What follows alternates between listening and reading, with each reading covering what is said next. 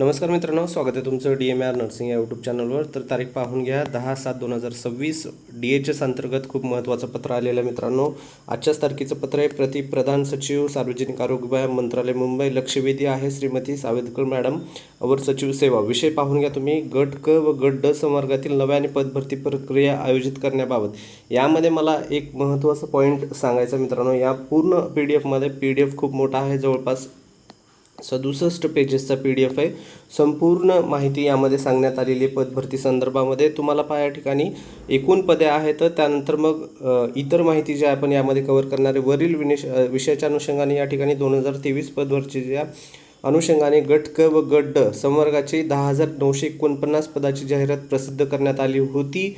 त्यापैकी गट क संवर्गाचे 6,046 व गट ड संवर्गाचे 3,519 असे एकूण 9,565 पदे भरून रुग्णसेवेकरता मनुष्यबळ उपलब्ध करून देण्यात आलेले आहे। हे कधीचं सांगत आहे? 2023चं, लक्षात असू द्या। आता पुढचा विषय, विभागाच्या गट क संवर्गाचे सरळ सेवेचे कोट्याने 4,476 पदे रिक्त आहेत। आता सध्या बरं, हे जे झालेलं आहे हे सोडून द्या, हे 2023चा विषय होता। आता हे जे आहे 2026चा विषय, इथे पहा 4,476 पदे कुठले आहेत? गट क म्हणजे आपण कशात मोडतो? ग्रुप सी मध्ये मोडतो। व त्यानंतर गट ड म्हणजे ग्रुप डी मध्ये सरळ सेवेच्या कोट्याने जे आहेत पदे 2,465। सर असे एकूण पदे किती झाले? 6,941 पदे मित्रांनो, ठीक आहे। आता रिक्त आहेत म्हणजे जवळपास 7,000 पदे या ठिकाणी सध्या रिक्त आहेत, सी आणि डी चे मी दोन्ही सांगत आहे। त्यानंतर सोबत तक्ता अवलोकनार्थ सादर केलेला आहे। यामध्ये पहा या ठिकाणी जे आहे यांचा संदर्भ पूर्ण या ठिकाणी जोडलेला आहे। आता महत्त्वाचा पॉईंट या ठिकाणी काय सांगितलेला आहे पहा, हा पॉईंट थोडासा लक्षात घेणं गरजेचं आहे मित्रांनो। अन्वये महाराष्ट्र लोकसेवा आयोगामार्फत पद भरतीचा प्रस्ताव सादर करण्यात आलेला आहे। हा कोण आहे? MPSC आहे पहा, महाराष्ट्र लोकसेवा आयोग प्रस्ताव सादर करण्यात आलेला आहे। सदर पद भरतीचा प्रस्ताव सुधारित करून व पत्र क्रमांक असता गट क संवर्ग पदभरती सुधारणा जी आहे या ठिकाणी सांगण्यात आली। अन्वय आयुक्तालयाअंतर्गत असलेली गट क संवर्गाची पदे महाराष्ट्र लोकसेवा आयोगामार्फत भरण्याबाबतचा प्रस्ताव व सेवा प्रवेशाबाबतची माहिती सुधारित प्रस्ताव मान्य सचिव सार्वजनिक आरोग्य विभाग मंत्रालय मुंबई यांना सादर करण्यात आलेली आहे। आता पहा या ठिकाणी प्रश्न पडला, आता या ठिकाणी MPSC घेईल का TCS घेईल मित्रांनो? परत हा एक प्रश्न आता निर्माण झालेला आहे मित्रांनो या ठिकाणी। तर पहा या ठिकाणी जो पहिला पॉईंट आपण या ठिकाणी क्लिअर केलेला आहे। आता दुसरा पॉईंट या ठिकाणी जे महत्त्वाचा आहे तो काय सांगतोय, सार्वजनिक आरोग्य विभागाअंतर्गत जे NHM कर्मचारी आहेत त्याविषयी पण आपण बरंच डिस्कशन केलेलं आहे। NHMला परमनंट करण्यात आलं आहे, त्याचे पण आपण व्हिडिओ बनवलेत। पहा या ठिकाणी काय सांगत आहे, NHMचे जे 10 वर्षाहून अधिक कर्मचारी सेवा दिलेले आहेत, तसे एकूण 15,000 जे आहेत जवळपास ते कर्मचारी आहेत। मग त्या कर्मचाऱ्यांना जे आहे या ठिकाणी परमनंट करण्यात आलेलं आहे, ठीक आहे। तर ते पत्र वगैरे निघालेलं आहे, पण या ठिकाणी बऱ्याच जणाला कन्फ्युजन होतं की जर परमनंट झाले तर जे आहेत नवीन पदभरती जी आहे ती नवीन पदभरती जी होईल त्यामध्ये परमनंटचे पदं कमी होतील का? तर तसं नाही आहे मित्रांनो। या ठिकाणी काय करण्यात आलेलं आहे, एक वेळची विशेष बाब म्हणून जे अधिसंख्य पद निर्माण करून त्यांच्यासाठी सेपरेट नवीन पदं निर्माण करण्यात आलेले आहेत, त्यानंतर त्यांना या ठिकाणी परमनंट करण्यात आलेला आहे मित्रांनो। त्यामुळं नवीन जी भरती होणार आहे त्यासाठी घाबरायचं काम नाही आहे, ते पदे कमी होणार नाही आहेत, ते जे ठरलेले आहेत त्यानुसारच ही पदभरती होणार आहे मित्रांनो। हा एक दुसरा पॉईंट झाला।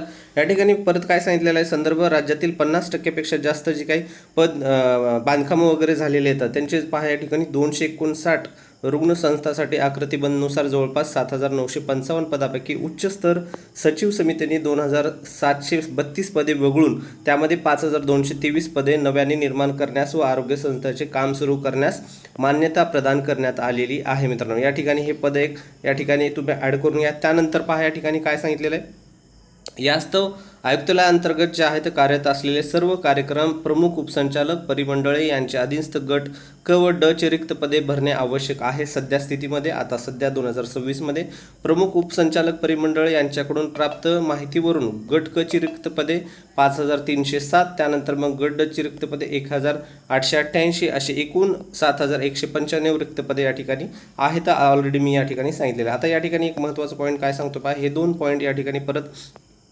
खूप महत्त्वाचे आहेत मित्रांनो। यामधला दुसरा पॉईंट काय सांगतोय पहा या ठिकाणी, सदरील पदे भरतीबाबतचे यापूर्वी सार्वजनिक आरोग्य विभाग मंत्रालय मुंबई यांचे शासन निर्णय क्रमांक हे आहे, ज्यामध्ये 2023ला भरती झालेली आहे. ते जे कोणामार्फत झालेले आहे, TCS. सर्वांना माहिती आहे TCS आणि डिजिटल कंपनी जे टाटा कन्सल्टन्सी आहे त्यांच्यामार्फत या ठिकाणी भरती करण्यात आली. त्याबाबतचा शासन निर्णय सोबत ज्या ठिकाणी शीघ्र संदर्भ करत सादर जोडलेला आहे. आता यामध्ये एक पॉईंट परत लक्षात घ्या मित्रांनो, सर्वांनी आता कन्फ्युजन परत या ठिकाणी सर्वांनाच होईल, कारण यांनी क्लिअर आणखीन काही सांगितलेलं नाही आहे. या ठिकाणी तुम्ही हा पॉईंट पूर्ण वाचून घ्या, यामध्ये क्लिअर सांगितलेलं नाही आहे, पण या ठिकाणी आपण एक गेस करू शकतो. या ठिकाणी पहा, यास्तव शासनास विनंती करण्यात येते की नव्याने पदभरती करण्याच्या अनुषंगाने विभागातील सर्व कार्यक्रम प्रमुख, उपसंचालक, आरोग्य सेवा परिमंडळाकडून यांच्याकडील गट क व गट ड संवर्गातील रिक्त पदे तसेच संभाव्य रिक्त पदांचा समावेश करून मागासवर्गीय कक्षाकडून बिंदू नामावली प्रमाणित करून, जो आत्ताच आपण लेटेस्टमध्ये पाहिलेलं आहे पत्र. त्यानंतर पदभरती प्रक्रिया TCS या ठिकाणी पाहू शकता तुम्ही, TCS अथवा महाराष्ट्र लोकसेवा आयोग यांच्या मार्फत करण्यात यावी, याबाबत शासन स्तरावरून मार्गदर्शन आदेश व्हावेत ही नम्र विनंती. आता या ठिकाणी हा पॉईंट इथून तुम्ही हा पॉईंट पहा, या ठिकाणी काय सांगितलेलं आहे, TCS किंवा MPC मार्फत जे आहे ठरवून जे आहे आम्हाला पदभरतीबाबत फायनल जे आहे सांगून टाका, दोघापैकी कोणाच्या मार्फत आम्ही ही पदभरती करायची आहे, काय निर्णय आहे. तर पहा या ठिकाणी MPCचं पत्र पाहिलं होतं, त्यामध्ये जे आहे आपले DHSचे जे काही पदे आहेत त्यामध्ये मोस्टली नव्हते.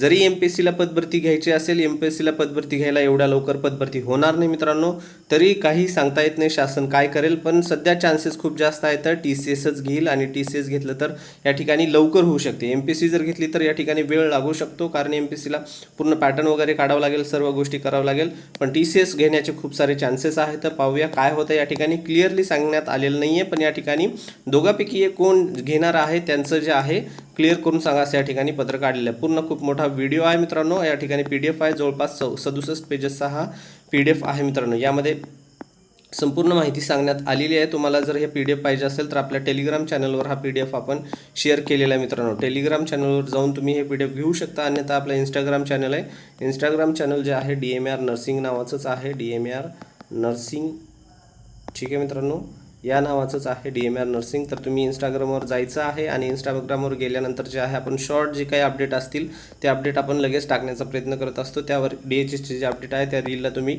PDF म्हणून कमेंट करा, त्या ठिकाणी पण तुम्हाला या ठिकाणी हे PDF वगैरे भेटू शकते मित्रांनो, ठीक आहे, रील कमेंट केल्यानंतर. त्यानंतर परत आता या ठिकाणी घाबरायचं काहीच कारण नाही आहे, घाबरू नका मित्रांनो. अभ्यास तुमचा जोरात करा, अभ्यास चांगला चालू ठेवा, कारण अभ्यास चालू ठेवताल तरच तुम्हाला जे आहे तुमचं स्वतःचं कॉन्फिडन्स या ठिकाणी तुम्हाला भेटणार आहे. आता DHS जे आहे 100% होणारच आहे, त्यामध्ये काहीच डाऊट नाही आहे. आता चान्सेस आहेत TCSच एक्झाम घेईल, तरी पण काही कन्फर्म सांगता येत नाही मित्रांनो, कारण MPSCच्या पत्रामध्ये TCSचं जे आपलं आरोग्य विभाग आहे, सार्वजनिक आरोग्य विभागाचे जे काही पदे आहेत ते त्यामध्ये ॲड नव्हते, त्यामुळं शक्यता कमी आहे MPSC घेईल आणि TCSची शक्यता जास्त आहे. तरी पण आपण पाहूया काय नवीन पत्र वगैरे येतात. हा व्हिडिओ आवडला तर नक्कीच व्हिडिओ लाईक करा, चॅनलला सबस्क्राईब करा. भेटूया पुढच्या व्हिडिओमध्ये. धन्यवाद.